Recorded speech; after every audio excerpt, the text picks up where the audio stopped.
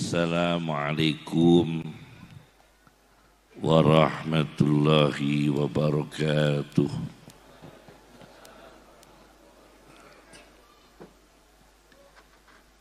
Bismillahirrahmanirrahim. Alhamdulillahi rabbil alamin. Wassalatu wassalam ala sayyidina Muhammadin asyrafil anbiya wal mursalin wa ala alihi wa ashabihi ajma'in, amma ba'd. Yang saya hormati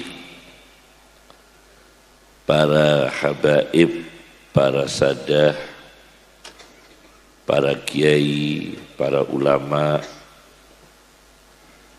khususnya Romo Kiai Haji Ihya Ulumuddin, para alumni, para hadirin, wali santri, peserta didik, seluruh yang hadir, semoga diberkahi Allah, diberikan panjang umur yang barokah. Operator, mohon maaf, operator sound system, bassnya dikecilkan. Bassnya dikecilkan, ekonya dikecilkan. Kembali pertama saja, seperti pertama. Operator, kembali seperti pertama, lebih jelas. Sudah dirubah? Sudah ya? Alhamdulillah. Semoga kita diberi umur oleh Allah bisa menjumpai Ramadan tahun depan, bisa menjumpai Idul Fitri tahun depan, dan diberikan panjang umur yang barokah. Dalam kesempatan ini, pertama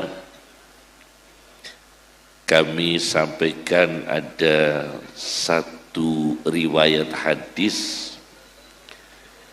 diceritakan oleh Imam Ghazali di dalam kitab Ihya Ulumuddin. Barang siapa yang mempunyai keinginan syahwat, keinginan nafsu, keinginan syahwat, kemudian dia menolak syahwatnya sendiri, menolak keinginannya sendiri, dan diberikan pada orang lain. Ada sesuatu yang disukai, yang disenangi, tapi dia kalahkan dirinya sendiri, dia berikan pada orang lain, dia pentingkan pada orang lain. Rasulullah mengatakan ghufira lahu, maka dia akan diampuni oleh Allah. Ternyata puasa Ramadan itu hikmah yang tertinggi diantaranya adalah mengalahkan keinginan nafsunya sendiri, menahan apa yang disukai dan mengisar. Isar itu mementingkan orang lain daripada dirinya sendiri dalam perkara yang dia sukai. bukan perkara yang tidak disukai. Namanya isar. Dalam bahasa psikologinya itu altruisme. Isar. Allah Subhanahu wa ta'ala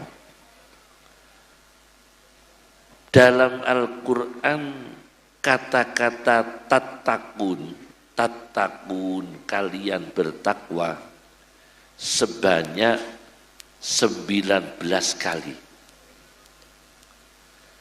Sedangkan la'allakum tattaqun supaya kalian bertakwa dari 19 kali itu yang la'allakum tattaqun 6 kali. 6 kali.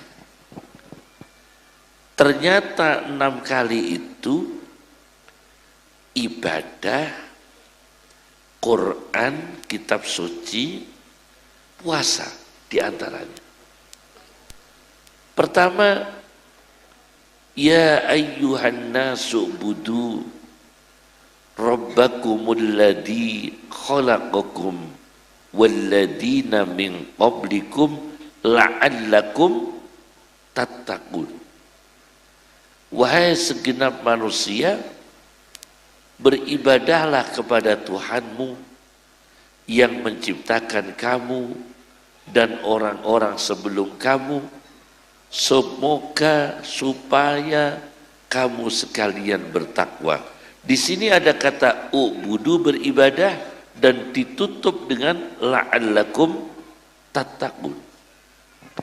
Ibadah targetnya takwa, dari ibadah ke takwa. Kemudian yang kedua, zikir kitab. Wazkuru ma fihi la'allakum tattaqun. Khudzu ma atainakum biquwwatin wazkuru ma fihi la'allakum tattaqun. Bacalah Al-Quran, ambillah Al-Quran, pelajarilah isinya, la'allakum tattaqun, supaya bertakwa. Yang ketiga, ya ayyuhalladzina amanu kutiba alaikumus siyamu kama kutiba alal ladzina min qablikum la'allakum tattaqun. Puasa itu terakhirnya la'allakum tattaqun, supaya takwa. Jadi la'allakum tattaqun ini sampai 6 kali dalam Al-Quran, dari kata tattaqun 19 kali dalam Al-Quran. Maka takwa yang dihasilkan dari puasa adalah menahan syahwatnya sendiri dan mementingkan orang lain. Contoh, ketika wanita pada zaman Nabi Muhammad SAW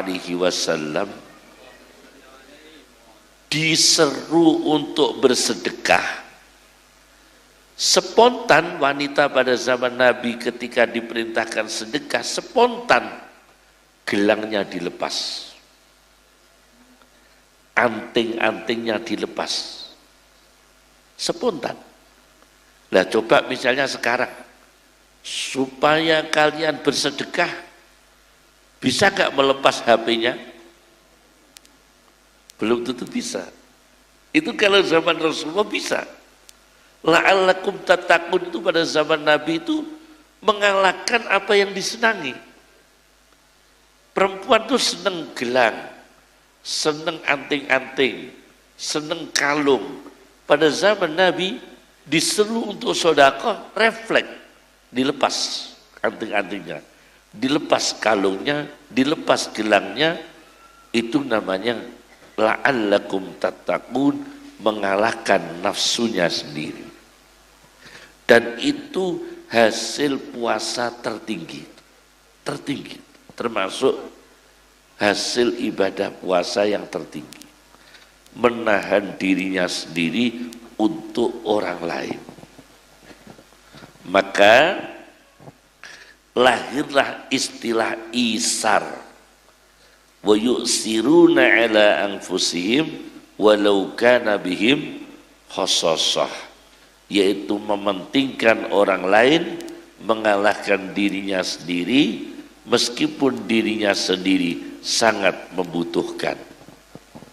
Maka ada pertanyaan, ketika bapak ibu bawa uang 100.000 dengan bawa uang 2.000 di pasar bertemu pengemis, yang dikasihkan yang berapa? Kok enggak yang 100? Ini ketemu pengemis ya.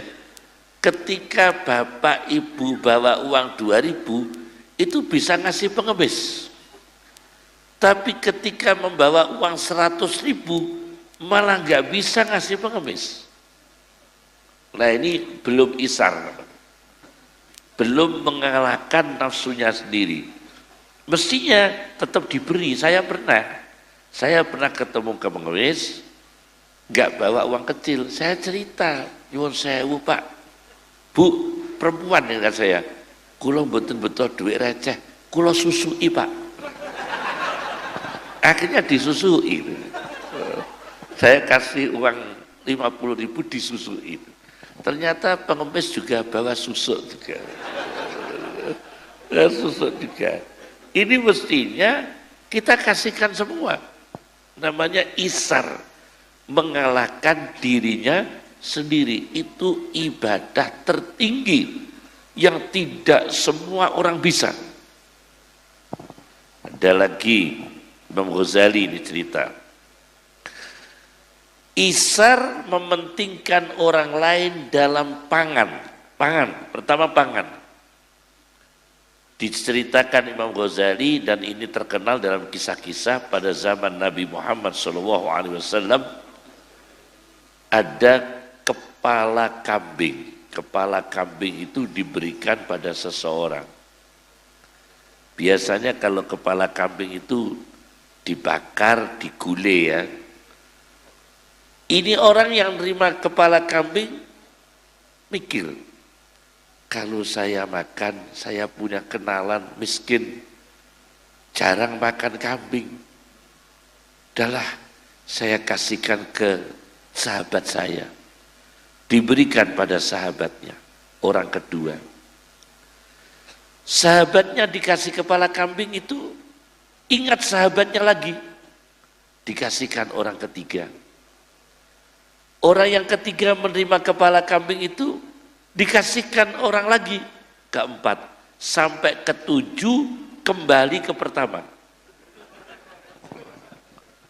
Sampai ketujuh kembali yang pertama. Subhanallah. Itu sahabat Nabi. Jadi gak segera makan. Ada kepala kambing dibawa, dia langsung gak makan, enggak. Ingat orang lain, ingat orang yang lemah, dikasihkan orang kedua dikasihkan orang ketiga, sampai ketujuh kembali yang pertama. Itu namanya mementingkan orang lain dalam soal pangan. Dalam soal apa? Pangan. Masya Allah. Ini kalau bisa ya seperti ini ya. Di dalam kitab Bidayah Al-Bidayah wa Nihayah, karya Ibnu Katsir, diceritakan Abdullah bin Mubarak itu ketika sedang perjalanan menunaikan haji, di tengah jalan ada perempuan yang mengasuh anak-anak yatimnya, miskin, belum ada BLT, belum ada apa? BLT, bantuan langsung telas. BLT itu bantuan langsung telas, karena begitu nerima masuk mall habis. Nah, ini orang perempuan ini punya anak-anak yatim. Abdullah bin Mubarak dalam perjalanan, perempuan ini sedang menggaes bangkai bebek, bangkai seekor bebek di tempat sampah untuk dimakan. Maka dibuntuti oleh Abdullah bin Mubarak. Ternyata wanita ini miskin, lapar, darurat, terpaksa mengambil bangkai untuk dimakan sekeluarga anak-anak yatim. Maka Abdullah bin Mubarak spontan membatalkan hajinya. Batal. Niat ibadah haji itu dibatalkan. Dibatalkan, uang sangunya itu diberikan pada perempuan itu. Supaya perempuan ini tidak sampai makan bangkai, tidak sampai menderita, uang itu diberikan pada perempuan itu dan beliau kembali pulang membatalkan perjalanan haji. Ini namanya isar dan itu berat. Berat. Sekarang saya tanya, jadi baju yang terakhir dipakai beliau diberikan pada pengemis dan akhirnya beliau pakai baju pinjaman sampai akhir meninggal dunia. Subhanallah. Itu altruisme, mementingkan orang lain dalam soal sandang, soal pakaian. 2. Kasus ketiga, altruisme dalam soal papan. Kan ada sandang, pangan, papan, ya. Altruisme dalam soal papan, rumah. Syu'bah. Ulama yang bernama Syu'bah itu kedatangan pengemis. Kedatangan pengemis tidak punya uang. Beliau tidak punya uang. Karena tidak punya uang, bingung, akhirnya beliau mencopot atap rumahnya. Kayu rumah itu di atap rumah itu ada kayunya dicopot. Diberikan pengemis. Karena tidak bisa memberi apa-apa, terpaksa atap rumahnya itu payon. Orang Jawa bilangnya payon. Atap rumahnya itu dicopot, diberikan pada pengemis. Luar biasa. Daripada tidak bisa memberi, diberikan pada pengemis. Itu namanya orang mengalahkan dirinya sendiri. 3 contoh ini ya. Maka dalam ilmu kesehatan jiwa disebutkan bahwa orang yang berjiwa sehat itu satu level yang sederhana adalah empati. Empati itu digambarkan oleh Rasulullah SAW, yaitu kamasalil jasadil wahid. Muslim sakit, kita ikut sakit. Saudara kita muslim menderita, kita ikut merasakan menderita. Tetangga muslim kita ini sedih, kita merasakan sedih. Tetangga muslim kita kekurangan, kita ikut merasakan kekurangan. Itu empati namanya.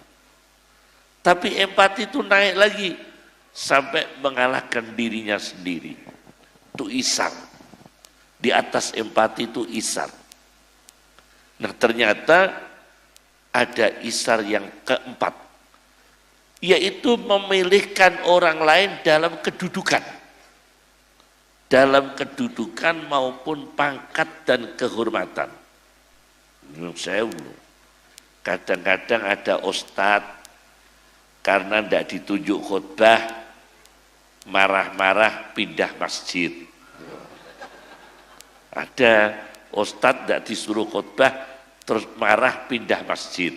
Ada lagi ustadz nggak dijadikan kepala madrasah, bikin madrasah. Ada seperti itu. Nah, ternyata isar yang tertinggi adalah mengalahkan dirinya dalam soal kedudukan. Siapa? Aisyah. Siti Aisyah. Masya Allah. Itu diceritakan oleh Habib Umar bin Hafid Al-Muammar yang masih hidup. Di dalam kitabnya Al-Ittisal Bima'anil Yaqin, karya Habib Umar Al-Muammar, masih hidup beliau di Yaman.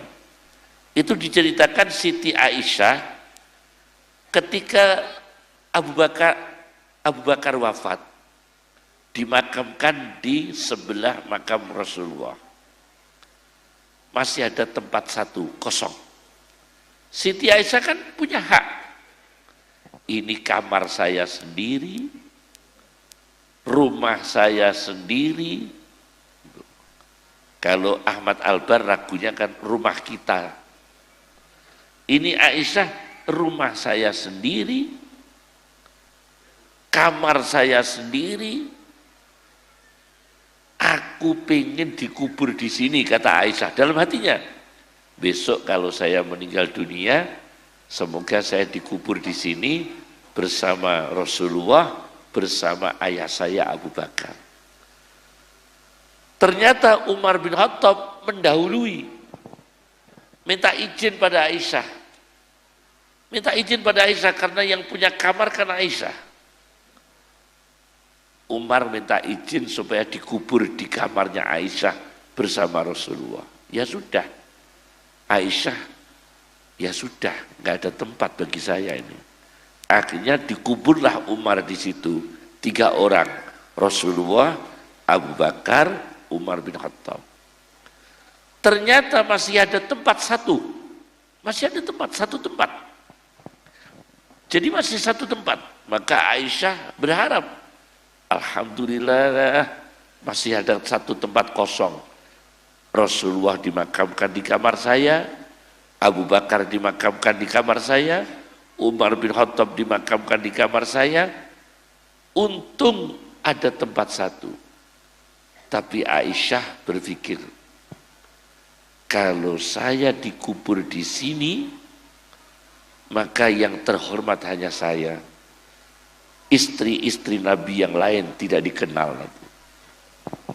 Maka orang sedunia akan berziarah hanya mengetahui nama Aisyah, tidak mengenal Khadijah, tidak mengenal Sofiyah, tidak mengenal Zainab, tidak mengenal Saudah, tidak mengenal Ummu Salamah.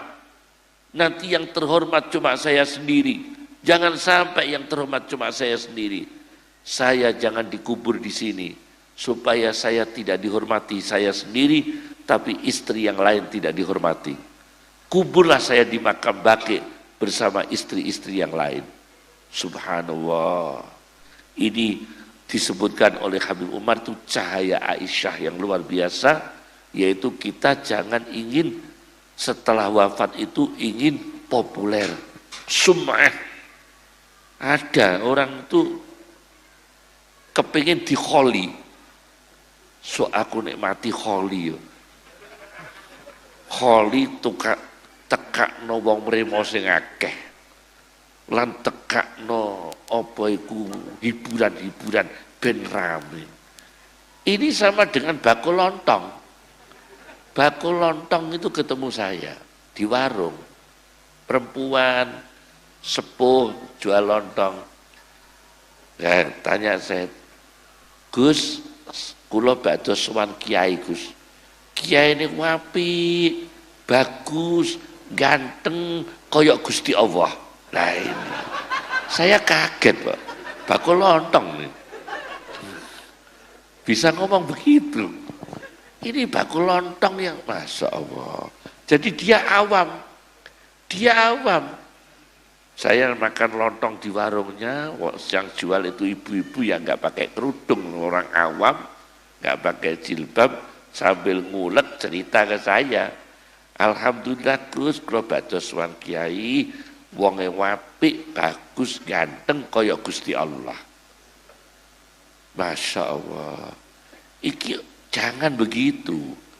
Pernah saya tilik haji. Orang pergi haji saya tilik, saya nengok. Cerita ke saya, alhamdulillah Gus, orang haji sebanyak itu tidak ada yang mabrur kecuali saya. Itu pernah. Saya pernah ketemu orang bilang gitu. Kula niki alhamdulillah Gus, wong kaji pirang-pirang, tidak ada yang mabrur kecuali saya. Nah, saya gumun. Kok sakit ngaten Pak? Sebab alhamdulillah selama di Mekah saya ketemu malaikat terus. Wah, dhuwur lagi nih ya. Selama di Mekah saya ketemu malaikat terus. Loh, kok tahu Pak kalau itu malaikat? Pakai jubah. Katanya tahunya itu pakai jubah. Jadi anggaran wong jubahan malaikat katanya. Saking awamnya. Jadi kita ini seperti Aisyah tadi loh, mentalnya, wataknya tidak ingin lebih dihormati daripada istri yang lain. Saya tidak usah dikubur di makamnya Rasul. Nanti yang terkenal cuma saya. Biar yang saya biasa saja. Saudah juga dikenal, Sofia dikenal, Zainab dikenal, Ummu Salamah dikenal. Siapa lagi itu yang Masya Allah yang yai yang pernah makamnya istri Nabi yang mau dipakai tol. Terus Sayyid Muhammad pernah cerita kata Kiai Taifur, yaitu mau dipakai jalan tol, kemudian Menteri Perencanaan Pembangunan itu didatangi Rasulullah SAW dan didatangi Ummu Salamah, didatangi istri Nabi. Saya cuma kalau tidak salah Zainab atau Zainab ya Zainab ya, siapa? Maimunah, ya betul Maimunah, yaitu istri Nabi yang namanya Maimunah, yaitu Menteri Wazirut Tahtid ya, Menteri Perencanaan itu didatangi oleh Maimunah dalam mimpi. Kalau kamu membuat kuburan saya di bulldozer menjadi jalan tol, kamu nanti di hari kiamat tidak mendapatkan syafaat suami saya, yaitu Rasulullah SAW. Masya Allah. Akhirnya menterinya ini, untung menterinya masih tahu kualat, bab kualat, masih percaya kualat ya kan. Kalau orang nggak percaya kualat kan, untungnya masih percaya kualat, akhirnya dibatalkan. Aisyah luar biasa, Isar mengalahkan dirinya sendiri, tidak mau dikubur, tempatnya masih satu loh, masih kosong. Rasulullah satu makam, Abu Bakar, Umar. Di atas kepala Umar masih kosong di dalam makam Nabi itu. Untuk siapa? Untuk Nabi Isa besok. Besok Nabi Isa alaihissalam insya Allah meninggal dunia di Madinah. Setelah turun ke bumi, Nabi Isa akan meninggal dunia di Madinah insya Allah dan dimakamkan di tempat bersama Rasulullah Shallallahu Alaihi Wasallam. Itu dalam satu riwayah. Dalam satu riwayah menurut Habib Umar bin Hafid dalam kitabnya Al-Ittisal Bima'anil Yaqin. Ini artinya isar. Jadi isar itu penting. La'allakum tattaqun. Masya Allah. Pernah lagi ya, orang isar itu sampai rumah diberikan. Ibnu Arabi itu sufinya ini ya, maaf nih ya, khususnya orang-orang kampus, mohon jangan belajar tasawufnya Ibnu Arabi yang falsafi, nanti malah tersesat. Bukan Ibnu Arabinya yang sesat, yang belajar yang tersesat. Bukan Ibnu Arabi yang sesat ya, yang belajar yang tersesat. Karena sekarang itu ada aliran sesat, ada sesaat. Nah ini, dia belajar Ibnu Arabi, tidak tahu caranya, tidak tahu mekanismenya, itu orang dauk, orang yang dekat Allah, tidak begitu caranya, dia belajarnya pakai rasio. Padahal kalau tasawuf Ibnu Arabi tidak bisa pakai rasio, tidak bisa. Itu pakai zauk semua. Tasawuf Ibnu Arabi Al-Futuhatul Makkiyah, Fususul Hikam, ya, Mawaqi'un Nujum dan sebagainya itu pakai zauk, tidak pakai rasio, tidak pakai akal, pakai zauk, rasa, batin. Nah, Ibnu Arabi itu dapat hadiah rumah. Dapat hadiah rumah dari Raja Romawi. Diterima baru dipakai kedatangan pengemis. Nyuwun paring-paring, Ibnu Arabi gak punya uang, gak punya pakaian yang diberikan, pengemis itu dikasih tahu, nyuwun sewu pengemis, jenengan nek purun griya niki, omah niki pek, rumah ini, Masya Allah, Akhirnya omahe dikekno pengemis, Pak. Diberikan pengemis.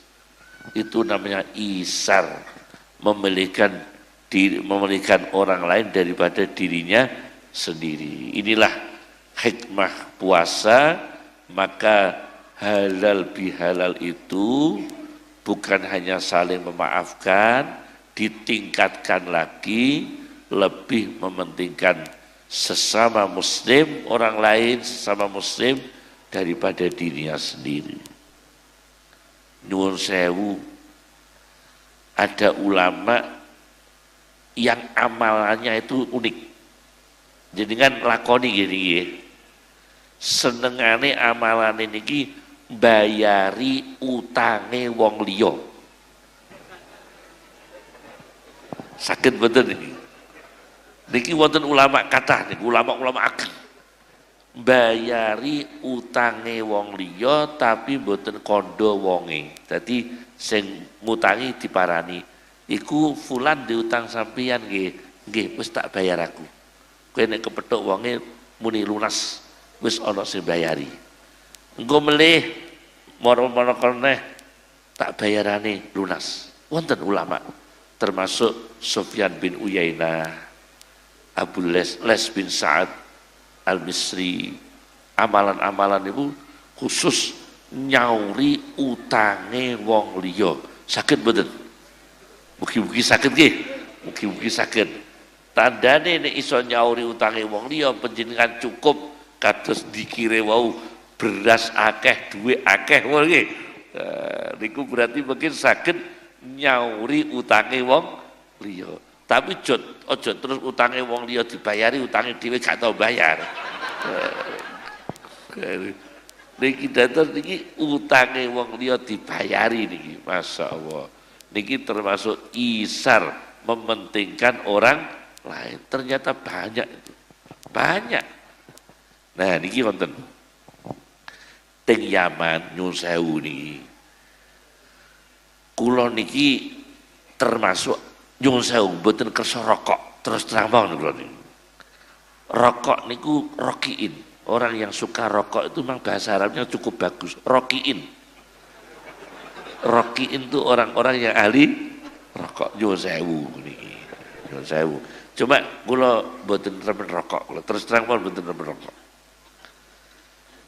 Nek sing repot niku nek ana tamu aweh rokok. Aweh rokok niku kadang-kadang guyu piye ora ditampa piye, ditampa piye. Keyakinan kami ndak baik kasih rokok. Nah niki wonten di kitab Bughyatul Mustarsyidin. Nyuwun sewu ini. Mohon jangan disebarkan. Nanti tidak banyak ulama yang tersinggung nanti. Ini cerita ya di dalam kitab Bughyatul Mustarsyidin supaya kita ini mementingkan orang lain. Uang jangan dibakar, daripada dibakar mending sedekah. Ini uang kalau dibakar terus itu berapa 1000 santri ya, 100 santri mengurangi rokok disodakokan untuk yayasan, disodakokan untuk masjid, luar biasa. Uang yang dibakar tadi loh, kan dibakar itu. Ya. Ini ceritanya. Ada kiai ulama wafat, syekh wafat. Di kitab Bughyatul Mustarsyidin, dikubur. Ada santrinya wafat, dikubur juga sebelahnya. Nah, setelah dikubur, ada orang ngipi kepethuk santri yang dikubur sebelahnya gurunya. Ditanya, hei santri, kamu dikubur dekat syekh, dekat kiai gimana? Alhamdulillah, saya kuburannya dekat kiai saya. Sayangnya cuma satu, kuburannya kiai saya itu masih keluar keluknya. Masih keluar keluknya asap, dan asapnya ini masuk ke kuburan saya. Nah ini masalah ini ya. Ini masalah ini ya. Jadi kuburannya guru saya itu ada asapnya. Husnul khotimah, tetap husnul khotimah, cuma ada asapnya. Ada asapnya, ganggu ke saya, masuk ke kuburan saya, kan sebelah. Karena kiai saya dulu perokok. Loh itu. Ini ada di dalam kitab Buhyatul Mustarsyidin. Ini saya cerita apa adanya ini ya. Cerita apa? Apa adanya. Maka hati-hati, meskipun husnul khotimah, jangan-jangan di dalam kuburnya masih ada asapnya. Ini kan eman-eman ya. Eman-eman, mending untuk apa? Untuk sedekah. Mending untuk diberikan orang fakir miskin. Kan mahal Pak. Satu bungkus 100.000, 20.000, 50.000 sehari. Itu paling tidak mengurangi. Mengurangi kan masih separuh disedekahkan. Untuk pendidikan, untuk umat Islam kan bisa. Itu berapa itu? Masya Allah berapa itu? Ada lagi orang Yaman. Ini orang Yaman cerita ini ya. Orang Yaman tuh kaya raya. Dia memang anti rokok. Tapi ekstrim dia. Kalau ada kebun bako, dibeli. Dibeli semua, terus dibakar. Tanaman bako itu dibakar. Tapi miliknya, bukan milik orang lain. Kalau milik orang lain nggak boleh. Dia kulak nebas perkebunan bako, tanahnya dibeli atau tanamannya dibeli, bakar. Supaya rokok tidak diproduksi, sampai begitu. Tapi punya anak di Jakarta perokok. Nah, orang Yaman ini punya anak di Jakarta perokok berat. Akhirnya anaknya ditanya oleh teman, sampian kok aneh ya? Abai sampian tuh anti rokok, membakar tembakau di mana-mana. Kamu kok rokoknya berat? Kata anaknya, ayah saya kan kaya raya, maka kalau bakar tembakau langsung banyak dibakar. Kalau saya kan miskin, bakarnya ya sedikit-sedikit. Nah ini gimana ini? Bakarnya sedikit-sedikit. Ini anaknya ini ya. Ya Masya Allah ini ya. Masya Allah ini ya. Ini sebetulnya uang yang dihambur-hamburkan sebetulnya ya. Dihambur-hamburkan. Jadi kita ini sering menghambur-hamburkan uang, yang uang itu bisa untuk membantu umat Islam, bisa untuk altruisme, bisa untuk membantu fakir miskin, nyuwun sewu nggih. Umrah berkali-kali, ya baik, siapa bilang tidak baik. Cuma adalah sebagian untuk pendidikan, adalah untuk dibantukan pendidikan. Umrah tetap kangen pada Rasulullah. Oh iya, mahabbah kan itu. Mahabbah, emosi ya, perasaan itu ya, tetap kangen ziarah makam Nabi Shallallahu Alaihi Wasallam tetap ya. Tapi ada namanya altruisme, mementingkan orang lain daripada uang itu kita hambur-hamburkan. Saya itu pernah ketemu loh orang jualan gendeng, orang jualan gendeng di daerah sini, daerah ya dekat sini ya, jualan gendeng. Dari sini sekitar 2 jam atau berapa ya, di bis, saya naik bis. Dia tanya ke saya, Kiai, kenapa nggih kiai-kiai ini kok sering teng rumah sakit? Pertanyaannya kok aneh. Kenapa nggih kiai-kiai ini kok sering teng rumah sakit? Nah, sebagai takon masalah. Mau saya jawab, sungkan saya kiai mosok jawab piye cah. Dijawab sendiri sama orang itu.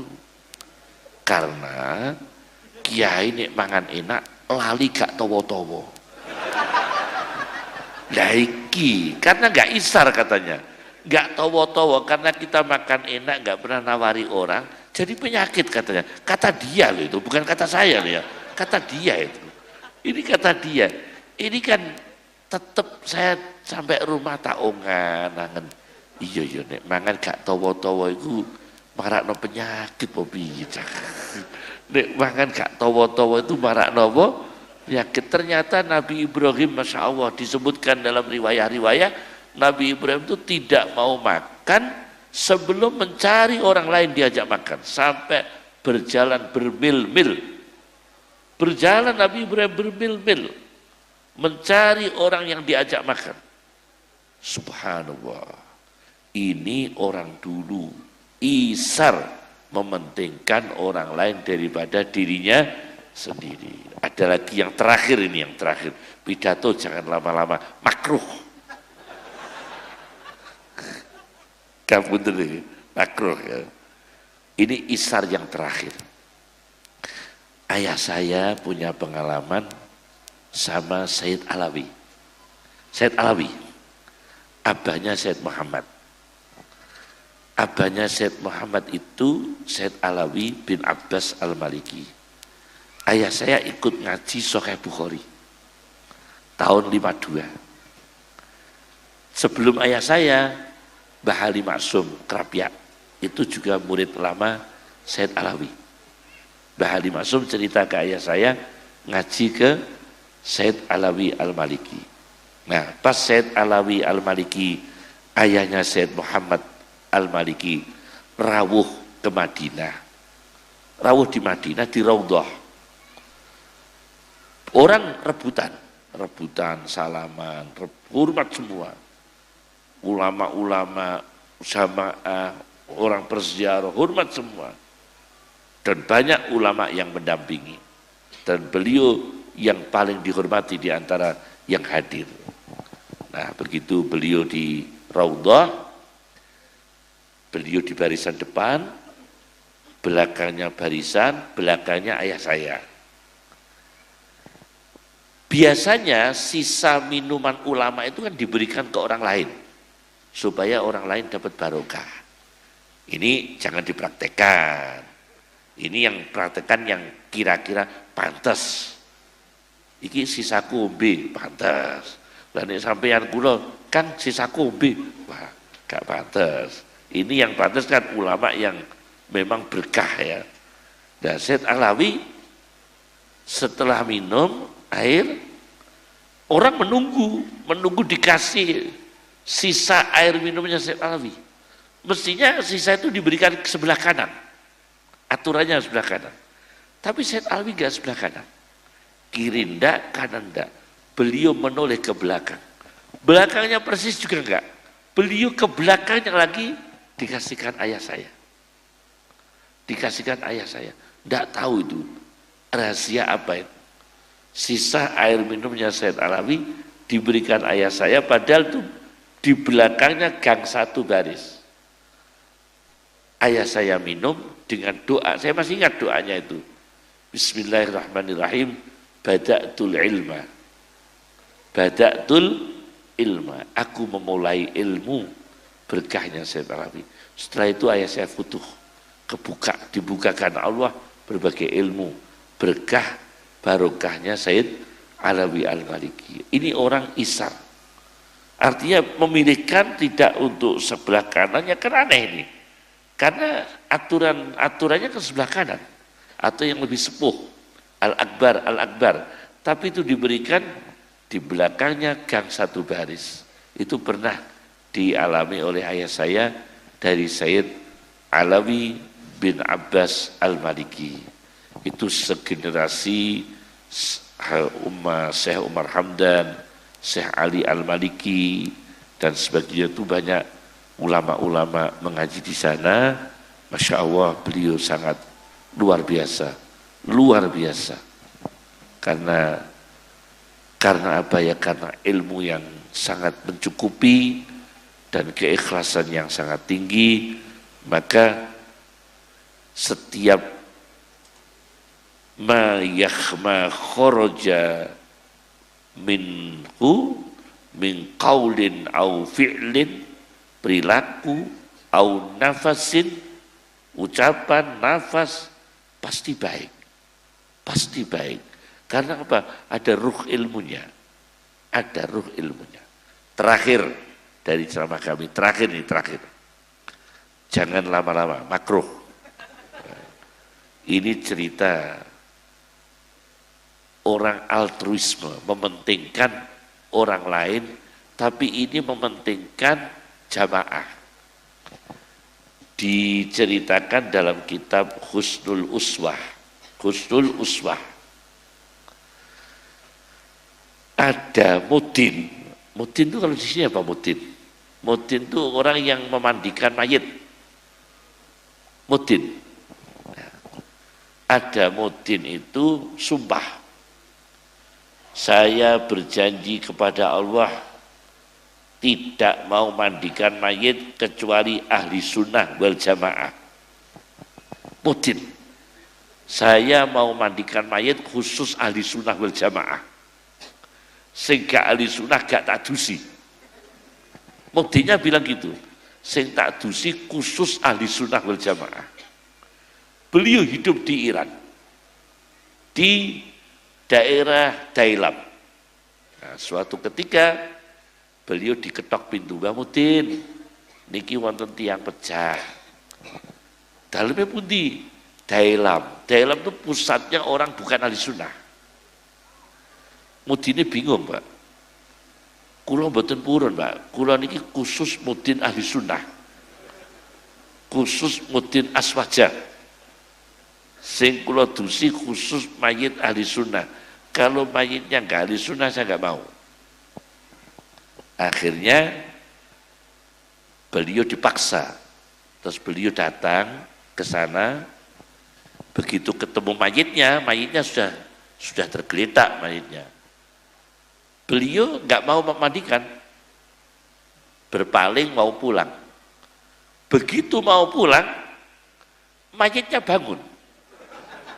Mayitnya ini bangun. Bangun sambil ngomong mayitnya. Mbah Mudin, saya ahli sunnah. Ini terjadi di Dailam itu. Hanya terjadi di Dailam. Mbah Mudin, saya ini ahli sunnah. Betul, aswaja saya ini. Meskipun belum ada NU, ini. Waktu itu belum ada NU. Tapi saya ini ahli sunnah, aswaja saya ini. Akhirnya ya udah, ahli sunnah betul. Iya ahli sunnah, nek ono tak adusi, terus mati nih. Langsung mati kembali. Itu terjadi, Masya Allah. Ternyata ada orang yang memang milih-milih ada dalam masalah akidah ya. Dalam masalah akidah memang ada. Cuma kita ini ya tetap gimana ya. Dalam masalah ini kita tidak tahu ya. Dalam masalah ini. Tapi kita soal toleransi itu memang untuk kemanusiaan tidak apa-apa. Muslim nolong non-muslim, non-muslim nolong muslim dalam kemanusiaan, asal jangan mencederai akidah. Tapi kalau untuk toleransi ibadah, untuk sama-sama beribadah, udah bisa, Pak. Tidak bisa artinya ibadah bersama-sama, itu nanti sinkritisme, bisa sinkritisme, bisa apa itu wahdatul adyan dan sebagainya. Oh itu nanti rancu ya. Kalau saling menghormati tetap, tidak boleh teroris, tidak boleh radikal, tidak boleh ekstrim, itu iya betul. Tapi nggak terus seorang muslim ikut pakai salib, ya tidak boleh.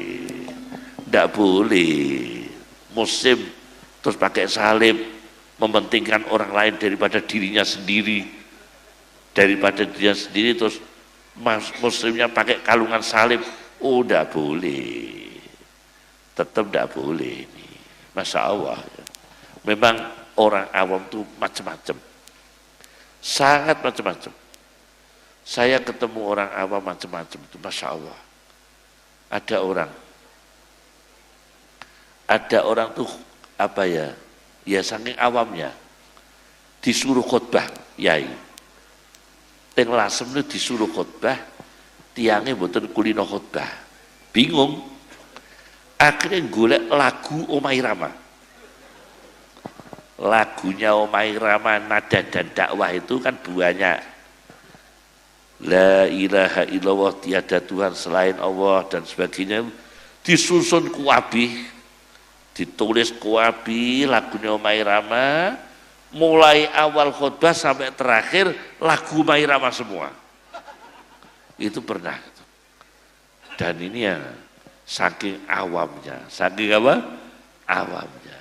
Jadi sebetulnya masih banyak orang awam di tengah-tengah kita. Tapi kembali pada tema semula bahwa hikmah puasa adalah menahan nafsu. Di antara menahan nafsu, empati. Di antara empati, altruisme. Mementingkan orang lain, termasuk tidak membuang-buang uang di dalam perkara yang tidak berguna, dimanfaatkan pada yang bermanfaat, yang berguna.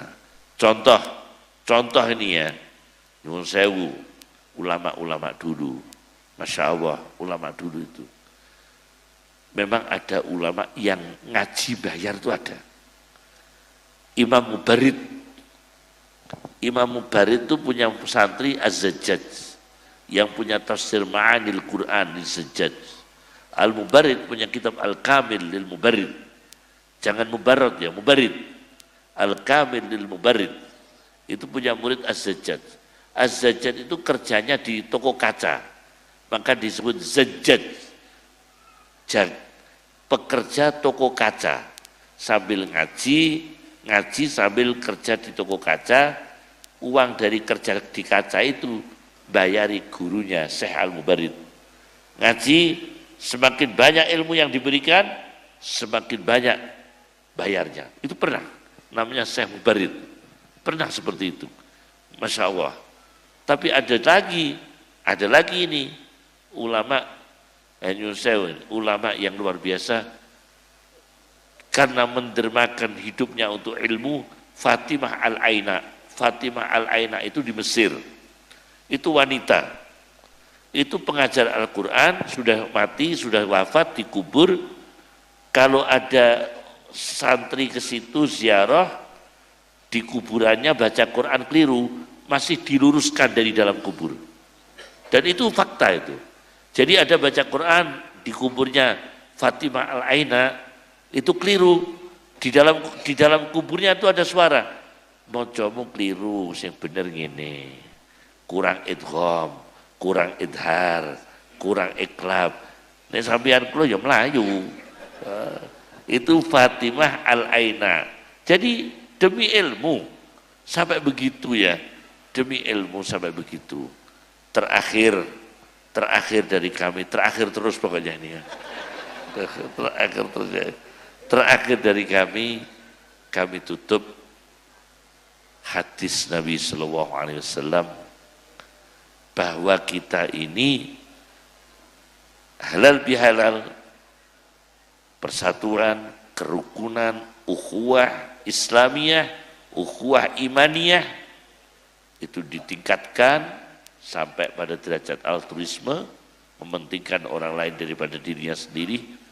As-Sayyid Muhammad bin Alawi Al-Maliki di dalam kitabnya Manhajus Salaf fi Fahmin Nusus bainat tadbiq itu ya, Manhajus Salaf fi Fahmin Nusus ya, itu karya Sayyid Muhammad bin Alawi Al-Maliki mengutip hadis Nabi sallallahu alaihi wasallam, ya ma'syarul ansar, kata Rasulullah, golongan sahabat Ansar, alam ajidkum dullalan fahadakumullahu bi,